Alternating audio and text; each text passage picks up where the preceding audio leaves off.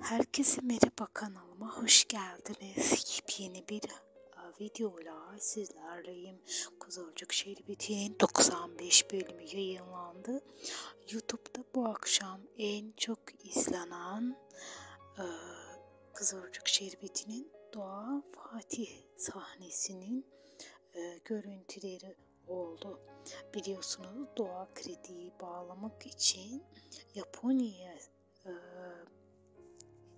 biliyorsunuz Fatih ve ailesiyle birlikte gitmeye çıkıyorlardır ve bu kredi borçları çıktığı için Japonya seferini iptal etmeye çalışıyor ve nasıl iptal edecek ki parayı geri alsın.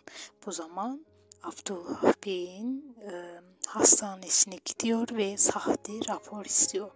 Bu haberde Abdullah Bey'in kulağına çatıyor ve tabii ki Abdullah Bey de bütün öfkesini Fatih'in üzerine döküyor.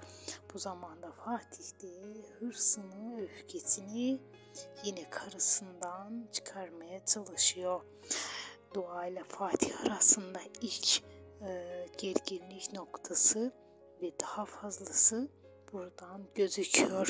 Bakalım Fatih ve Doğa'nın bu gerginliği, aralarında olan kavgası ne kadar sürecek? Doğa